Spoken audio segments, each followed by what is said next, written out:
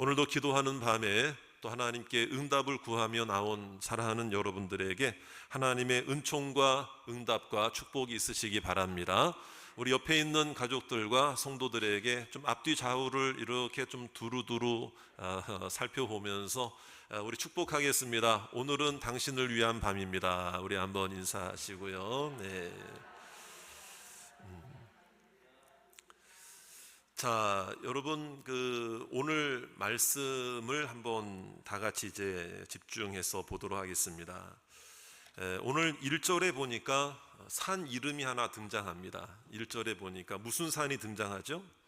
시온산이 등장합니다. 시온산. 근데 이 시온산의 특징이, 시온산의 모습이 오늘 딱 나오잖아요. 자, 어떻지 아니한다 그랬습니까? 흔들리지 아니한다. 근데 여러분, 어떻게 보면 당연한 거 아닙니까? 여러분, 산이 막 흔들리는 거 보셨습니까?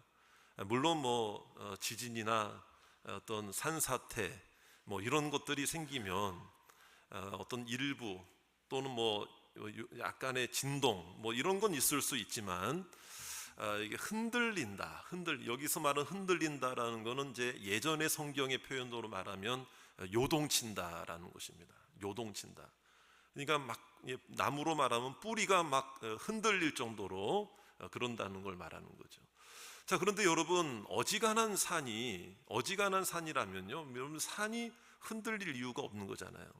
그러니까 오늘 이 시온산이 흔들리지 않는다는 얘기는 어떻게 보면 하나만한 이야기일 수도 있어요. 하나님 말씀이 하나만한 이야기라는 게 아니라 이 표현 자체가 그렇다는 얘기예요. 그러니까 산이 흔들리지 않는다? 당연한 말이란 말이에요. 그런데 이 당연한 말처럼 여겨지는 이 시온산이 흔들리지 않는다라는 말 자체가 왜 이렇게 은혜롭게 들려지는가? 그런데요, 여러분, 시온산이 흔들린 때가 있었다는 이거예요. 이스라엘의 역사를 보면 시온산이 요동친 때가 있었다 이 말이에요. 시온산이 흔들릴 때가 있었다. 그것도 조금의 진동 정도가 아니라 그 산의 근간이 그냥 막 송두리째 뽑혀질 정도로 그런 시온산이 흔들릴 때가 역사적으로 있었다는 거예요. 여러분, 지금 제 이야기가 당연히 이 시온산, 어떤 지형적인 시온산이 정말 흔들렸다 이게 아니라 상징적인 의미가 있다라는 것을 여러분들이 눈치를 채셨겠죠. 자, 이거는 뭐냐면 시온산은 하나님의 상징을 의미합니다. 그러니까 예루살렘에 있는 산이고, 시온산의 동편에 보면 모리아 산이 있는데 그 모리아 산에서는 아브라함이 이삭을 바치려고 했던 산이고, 실제로 그 시온산에 여러분 솔로몬 성전이 세워지게 되었고, 그러니까 시온산에 위치하고 있었던 시온성이라고 하는 그 이름을 또 가지고 있잖아요. 그런 것은 이제 시온성은 결국에는 하나님 나라, 저 천국을 상징하기도 하는 말이라 이 말이에요.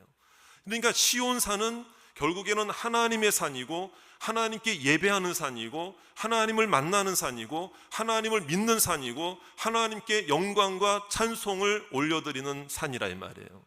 상징적인 의미가 있죠. 그런데 제가 아까 말씀드렸죠, 시온산이 실제로 마구마구 흔들렸던 때가 있었습니다라고 말씀을 드렸는데, 그렇다면 이것은 정말 그 산 자체가 흔들렸다는 게 아니라 뭐란 얘기예요? 이스라엘이 하나님의 백성으로 선택받았음에도 불구하고 우상을 섬기고, 여러분, 한쪽 다리는 시온산에 두고 한쪽 다리는 그 우상을 섬기는 그 마음에 두었다 이 말이에요. 그 땅에 두었다. 그러니까 몸은 하나님의 시온산에 나와 있는데 마음에 있는 시온산이 흔들려 버리는 거예요. 마음에 있는 믿음의 시온산이 마구마구 흔들렸다는 거예요. 이게 바로 그들의 우상 숭배였고, 죄악이었고, 지도자들의 범죄였고, 지도자들이 온전히 서지 못하니까 백성들도 타락하게 되었고, 여러분, 그러한 모습들을 역사적으로 우리에게 보여주었잖아요.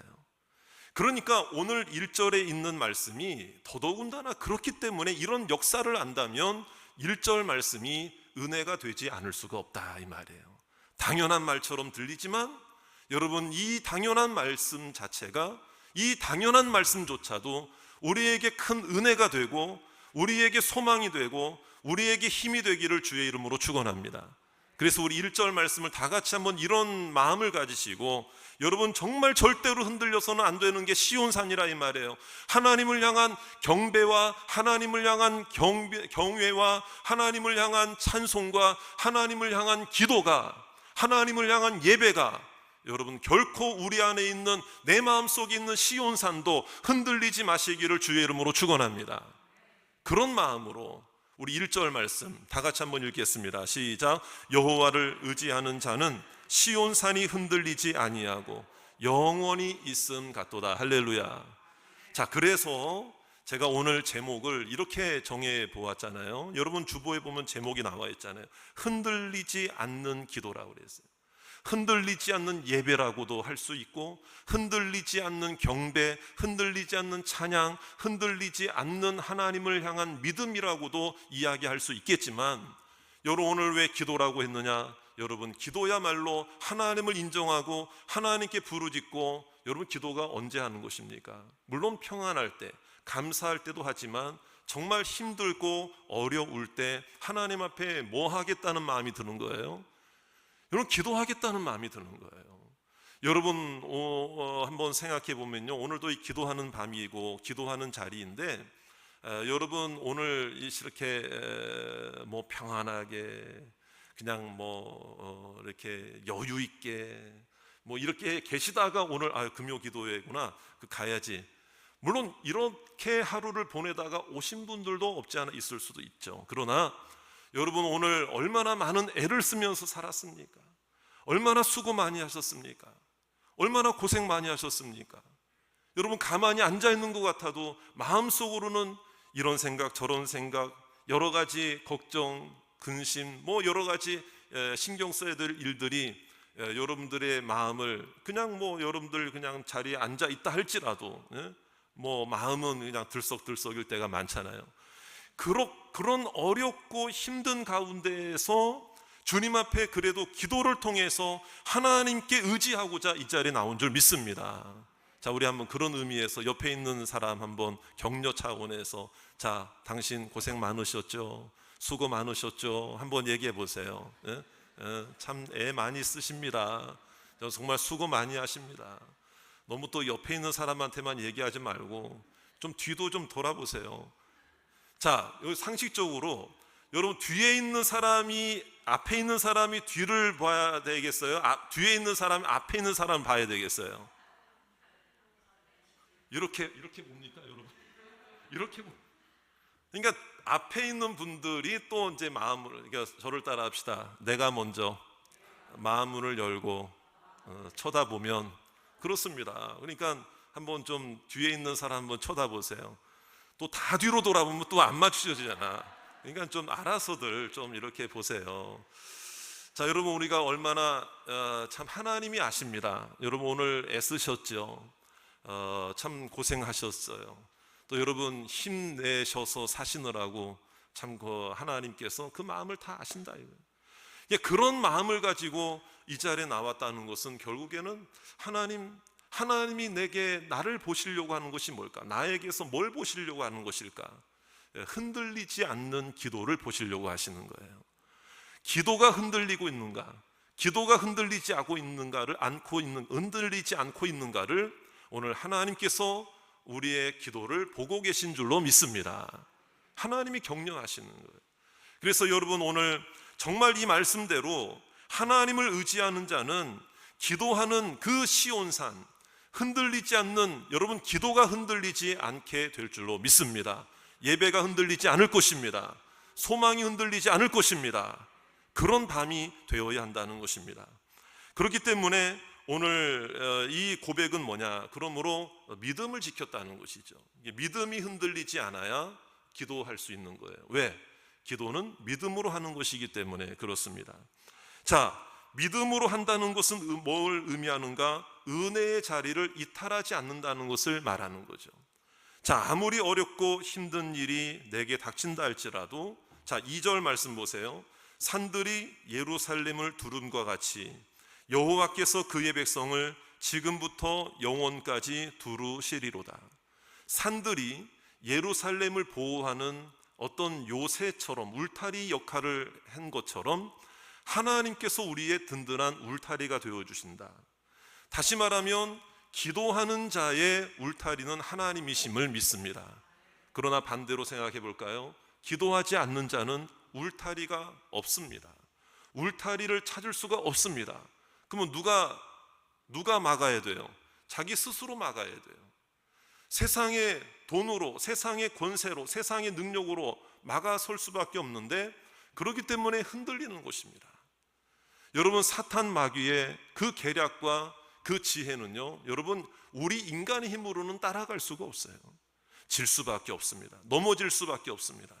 그러나 우리의 힘이 강해서가 아니라 우리를 두르고 계시고 우리를 붙잡고 있는 하나님이 능력의 하나님이십니다. 하나님이 전능자이십니다. 그렇기 때문에 흔들리지 않는 기도로 나아가는 자는 믿음이 흔들리지 않는 것이고 하나님이 든든한 울타리가 되어 주신다는 것입니다. 성도들은 어려움 만나지 않아서 성도가 아니고 어려움을 만났지만 잘 이겨내서 성도가 되는 거예요. 그게 성도의 모습이라는 거예요. 그게 하나님의 자녀의 모습이라는 거예요. 여러분, 오늘 우리가 어렵고 힘든 상황 속에도 기도하러 이 자리에 나왔다면 응답해 주실 하나님을 기대하시고 하나님을 의지하고 저를 따라합시다. 억지로가 아니라 기쁨으로. 그렇습니다. 믿음은 기쁨의 열매를 맺는 것입니다. 믿음으로 기도하는 자는 기쁨의 열매를 맺게 되고 하나님을 의지하기를 잘했구나, 마음속에 감사가 차고 넘치게 될 줄로 믿습니다. 여러분, 오늘 기도에 나오기를 잘하셨죠? 기도에 나오기를 잘하셨죠? 네. 정말 돌아가면서도 내가 오늘 기도에 갔다 오기를 참 잘했다, 이런 마음이 정말 여러분들의 마음속에 분명히 하나님이 허락해 주실 줄로 믿습니다. 제가 여기서 보면 다 얼굴들이 보이거든요. 오늘 다 응답 받으실 얼굴들인 것 같아요. 응답 받으신 것 같아. 이미 마음속에 이미 하나님께서 은혜를 주셨어요. 그러니까 저도 말씀 전하는 저도 벌써 은혜가 되는 것 같아요. 여러분들의 찬송 소리, 물론 그 찬송 소리를, 찬송을 제가 받는 건 아니죠. 감히 제가 어떻게 그 찬송을 판단합니까? 하나님만이 찬송 받으실 분이시고 하나님만이 우리의 판단자시고 하나님만이 우리의 주관자이심을 믿습니다. 그런데 어쨌든 말씀을 대언하는 자로서 제가 이 자리에 섰을 때 하나님께서 제 마음도 이렇게 감동을 시켜주신다면 여러분들의 마음도 어떻겠느냐 이거예요. 오늘 하나님께 응답받는 밤이 되시기를 바랍니다.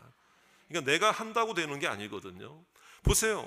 열심히 노력하는 자는 흔들리지 아니하고 자기 지혜를 의지하는 자는 보호를 받고 영원까지, 이게 아니잖아요. 여러분, 하나님을 의지하는 자는 보호를 받는다. 하나님을 의지하는 자는 흔들리지 않는다. 믿습니까? 이걸 우리가 이 말씀을 통해 붙잡아야 된다라는 것입니다. 3절에도 보세요. 악인의 규라고 되어 있죠. 성경에 종종 규라고 하는 단어가 나와요. 시편에 특히 많이 나오는데 이 규는 홀규자입니다. 한자어로 규. 그러니까 조그만 지팡이나 막대기를 의미하는데 왕권을 상징해요. 여러분, 그 영화 같은 거 보시면은 신하들이 황제 앞에 딱 나오거나 어떤 자귀를 받게 될 때에 이렇게 황제들이 이렇게 하나 이렇게 지팡이 같은, 가느다란 지팡이 같은 거 이렇게 들고 있잖아요. 그렇죠? 그게 왕권을 상징하는 거거든요. 그 왕의 권세를 그 신하에게 부여하겠다. 그러니까 끝에가 이렇게 뾰족해. 끝에가 이제 그거를 이제 홀이라고도 이야기를 하고 규라고도 이야기를 하는데, 그게 이제 성경에 오늘 말하는 규예요. 그러니까 하나님의 규, 어떤 그 하나님의 왕권, 권세를 말하는데 참 어떻게 보면 안타깝게도 오늘 보니까 악인의 규도 있다는 거야. 이거는 뭐냐면 하나님의 규가 셉니까? 악인의 규가 세겠습니까? 하나님의 규가 이길 줄 믿습니다. 근데 악인의 규라고 왜 이렇게 성경이 표현하는 줄 아세요? 그러니까 고난당하고 힘든 일 당할 때는 이 악인의 규가, 악인의 권세가 마치 이게 나를 막 삼킬 것 같은 거예요. 그러니까 그 악한 자들도 좀 누구 흉내를 내느라고 그러는 거예요. 진정한 왕권을 가지신 분이 누구십니까? 하나님이시죠. 절대권을 가지신 분이 누구십니까? 절대적인 신은 한 분밖에 없음을 믿습니다. 하나님밖에 없는 줄로 믿으시기 바랍니다. 근데 그 악한 세력들이 흉내내는 거예요. 흉내는. 그럼 우리가 흉내내는 자들 앞에 두려워할 필요가 있을까요? 없을까요? 없습니다. 여러분, 진정한 왕은 하나님이십니다. 나를 죽이기도 하시고 살리기도 하시는 분은 하나님밖에 없는 줄로 믿습니다. 그러니까 우리가 두려워할 필요가 없다는 거죠. 그래서 오늘 말씀에 보니까 3절 말씀, 자, 우리 같이 한번 읽어볼게요. 시작. 악인의 규가 의인들의 땅에서는 그 권세를 누리지 못하리니 이는 의인들로 하여금 죄악에 손을 대지 아니하게 함이로다. 할렐루야. 하나님께서 악은 모양이라도 버리라고 하신 것처럼 이 하나님의 자녀들인 의인들을, 하나님의 자녀들을 붙잡아 주신다, 보호하신다, 실족지 않게 하신다, 넘어지지 않게 하신다. 믿습니까? 그것을 어떻게 얻을 수 있느냐? 저를 따라 하실까요? 흔들리지 않는 기도로. 그렇습니다. 흔들리지 않는, 오늘 우리의 기도가 흔들리지 않기를 원합니다. 다시 회복되기를 원합니다. 흔들리려고 하다가도 다시 제자리로 돌아오기를 바랍니다. 오늘, 그래서 여러분, 오늘 우리가 뭐 어떤 하나님의 응답을 받고 안 받고를 떠나서 오늘 이 밤에 나오기를 잘하신 거예요. 그래서 잘하신 거예요. 그래서 하나님께서 여러분들을 칭찬하시고 함께 하실 줄 믿습니다. 그래서 5절의 맨 마지막에 보세요. 이렇게 흔들리지 않는 기도로 하나님 앞에 부르짖고 다시 기도의 자리에 나온 자들에게는 오늘 맨 마지막 5절의 맨 마지막에 보세요. 이스라엘에게는 평강이 있을지어다. 오늘 평강을 받으시기 바랍니다. 평안을 체험하시기 바랍니다. 평안의 능력이 임하시기를 원합니다. 여러분들의 가정에, 우리 교회에, 여러분들 마음에, 여러분 가족과 가족 사이에 지금 내 마음에 평강이 있습니까? 한 분만 고개를 끄덕거리십니까? 다시 한번, 준비를 안 하신 상태에 제가 질문을, 여러분 내 마음에 먼저 평안이 있으십니까? 그러면 옆에 있는 사람에게도 평강이 있는 것처럼 보입니까? 그러면 우리 그 사람과 그 사람이 만나면 자연히 그 사람 사이, 그 사람과의 사이에는 뭐가 있어야 돼요? 평안이 있어야 되고 평강이 있어야 돼요. 근데 평강은 나한테 있는데 그 사람만 만나면 나를 확 싸붙이는 말을 하고 불편하게 만드는 말을 하고 힘들게 되면은 이게 그 사람이 문제거나 내가 문제거나 둘 중에 하나잖아요. 아니면 둘 다 문제이거나. 그러니까 누가 먼저라고도 할 것 없어요. 여러분, 우리들의 내 마음 속에 있는 시온산이 흔들리고 있다는 게 문제인 거야. 여러분, 오늘 내 안에 있는 시온산이 흔들리지 마시길 바랍니다. 저를 따라합시다. 내가 먼저 은혜 받으면 되는 거예요. 근데 우리는 어떤 생각하냐? 네가 먼저 은혜 받아라. 너 오늘 잘 왔다. 오늘 목사님 말씀 들었지? 너 들으라고 하는 얘기야. 너 들으라고. 그러면요, 그 사람 마음은 벌써 흔들리고 있는 거예요. 서로를 인정하고 내게 먼저 필요한 은혜를 내가 먼저 받았다고 하는 것에 감사하시고 서로를 인정하시고 하나님을 의지하시기를 주의 이름으로 축원합니다. 그래서 내가 해결하려면은 평강이 사라집니다. 그래서 소망이라는 게 뭐냐? 평강이라는 게 뭐냐? 고난 중에도 하나님을 의지하는 거잖아요. 흔들리지 않는 거. 여러분, 오늘 흔들리지 않는 자들에게는 하나님이 평강을 분명히 주실 것을 믿으시기 바라요. 여러분, 이런 게 있어요. 고난 당하고 어렵고 괴롭고 외롭고 고독하고 힘들고 그럴 때 나도 좀 위로 좀 받았으면 좋겠다. 이럴 때가 종종 있으세요, 없으세요? 누가 좀 내 마음 좀 알아주면 좋겠다. 이런 때가 있으시잖아요. 그런데 이제 종종 그렇지 않을 때 정말 이게 마음이 흔들리는 거거든요. 그러면 이제 기도도 약해지고 기도해봤자 하나님 응답 안 해주셔. 이러면서 막 기도가 흔들려요. 위기를 만날 때 흔들리게 되는 거죠. 자, 여러분, 그 나폴레옹 때 나폴레옹에 대해서 비판을 하다가 감옥에 갇히게 된 정치인이 한 사람 있었다는 거예요. 근데 이제 그 정치인이 감옥에 딱 갇혀서 보니까 이 나폴레옹의 권세를 어떻게 할 수 없겠거든요. 그러니까 망연자실해서 감옥 안에서 신세한탄을 하고 좌절하고 낙심하고 원망하면서 거기다가 자기에게는 아무 소망이 없으니까 그 감옥 벽에다가 뭐라고 썼는가 하면은요, 이렇게 썼다는 거예요. 아무도 나를 돌보지 않는다. 아무도 내 마음 몰라준다. 이런 말을 쓴 거죠. 아무도 나를 돌보지 않는다. 그렇게 이제 하루하루 보내고 있는데 그 감옥 벽 틈에서 파란 새싹 하나가 딱 나온 거예요. 눈에 띈 거야. 그걸 보고 너무 신기해가지고 거기다가 작은 물방울 처음에는 한두 방울씩 이제 주기 시작한 거예요. 물을 주기 시작한 거예요. 근데 그게 점점 그 벽 틈에서 이렇게 자라더니요, 거기서 조그만 꽃이 맺어지게 된, 꽃이 피게 된 거예요. 그러니까 이런 소문들이 이제 나잖아요. 야, 그 사람 누구의 그 방에 그 사람은 꽃을 피운 사람이래. 그 사람 방에 꽃이 피어났대. 그래서 그 사람이 뭐라고 썼는가 하면은요, 처음에 그 꽃을 보고 너무 신기해서 자기의 모습과 그것을 이제 비교해서 딱 보니까 처음에 아까 뭐라고 썼다고 그랬다고요?